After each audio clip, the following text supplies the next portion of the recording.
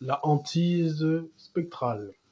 Il faut savoir que quand on parle de hantise, ça désigne le fait qu'une entité désincarnée se mette à essayer de soit posséder une personne ou un lieu. En tout cas, elle reste en gravitation dans le champ énergétique de l'être ou du lieu. Quand on parle de hantise spectrale, on parle de quoi? On parle en vérité, il faut savoir que la plupart des religions vous parlent qu'il y a des démons qui vont posséder. Dans le principe réel de ce qu'est une entité démoniaque, elle n'a pas intérêt à posséder un être humain. Ce qui a intérêt à posséder un être humain, c'est ce qu'on va appeler un esprit errant, ou plus exactement un spectre. Qu'est-ce que fait un spectre? En fait, le spectre va trouver une personne. Cette personne va être compatible avec sa personnalité. Et aussi, et avec son énergie, et bien sûr, il faut que cette personne n'ait pas un esprit, elle va généralement chercher un esprit pas trop fort. Donc, le spectre va donc chercher des portes d'entrée. Ça peut être le fait d'accepter certaines choses.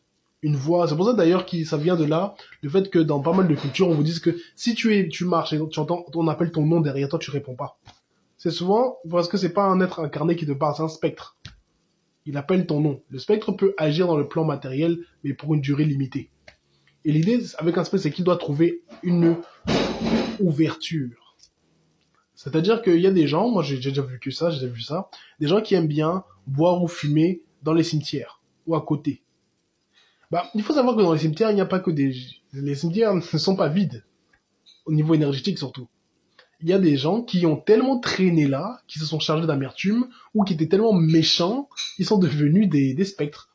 Et ils cherchent simplement un nouveau corps. Qu'est-ce qui se passe quand un spectre prend corps?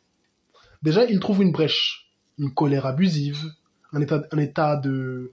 Comment on appelle ça? Un état altéré qui permette cette entrée, et le fait de se trouver au mauvais endroit au mauvais moment, tout ça ouvre une porte. Quand le spectre rentre dans le corps, son objectif sera, ça dépend après de son niveau, parce que un spectre qui est ancien a de l'intelligence. Un spectre qui n'est pas aussi ancien n'en a pas autant. Un spectre récent, c'est-à-dire en général ça vaut moins de 100 ans, il va chercher à s'attaquer à la personne, il va chercher en gros à expulser l'âme du corps. Ça va être un combat où l'âme d'origine du corps va être expulsée. Ça va se faire, c'est un combat de volonté, c'est un combat de mental, et c'est pour ça qu'ils vont généralement chercher des proies pas très fortes mentalement, pas très conscientes. Quand c'est fait, il prend le corps, et il peut arriver justement que le corps commence à prendre les traits de la personne. Donc le visage change, la personnalité change, et la personne n'est plus ce qu'elle est. Elle devient simplement le réceptacle de ce spectre. Ça, c'est dans le cas d'un spectre qui est, on va dire, jeune. Mais l'inconvénient avec ça, c'est que la possession ne peut pas durer éternellement. Les corps sont faits de manière à correspondre avec l'âme exacte qui s'est incarnée en eux. Donc si c'est une autre âme, le corps va se dégrader plus facilement. Ça va se dégrader beaucoup plus rapidement. Et aussi, il peut y avoir un rejet, parce que les deux formes de corps ne sont pas cohérentes. Donc le corps rejette l'âme qui l'habite, qui n'est pas la sienne. Dans ces cas de rejet, il peut arriver effectivement que la personne qui d'origine qui habitait ce corps soit encore dans les environs. On peut capter son âme et la remettre dedans. Ça, c'est possible.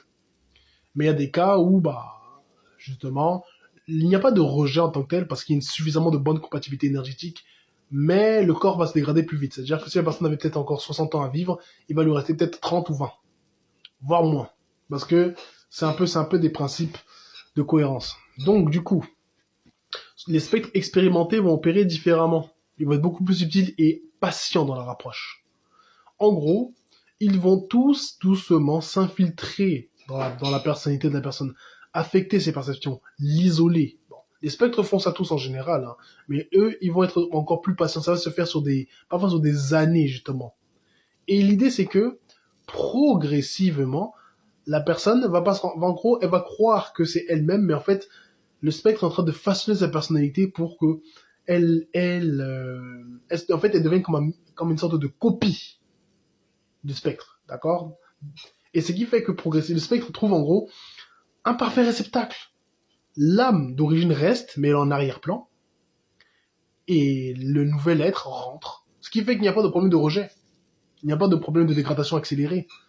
Et ça, c'est-à-dire que, bon, c'est un spectre qui, en général, ça dépend, c'est 300 ans en général. C'est quelque chose d'ancien, à ce niveau-là. Mais il faut savoir que quand on parle de type de spectre, Ils sont pas non plus trop courants, encore heureux. Ça, c'est donc c'est des formes de hantise. Les signes qui permettent de savoir qu'une personne est habitée par un spectre, très souvent, c'est une personne qui va avoir une attitude qui va changer du jour au lendemain. Ça sera quelqu'un que on verra un changement drastique. Le spectre a souvent un regard vide, dans le sens où vous le regardez droit dans les yeux, mais vous y voyez une sorte de vide. Ça peut même être le cas des enfants. Il y a des enfants qui naissent habités par des spectres, des bébés. Et donc, il y a ce genre d'enfant est calme, mais genre trop calme. Comment expliquer ça?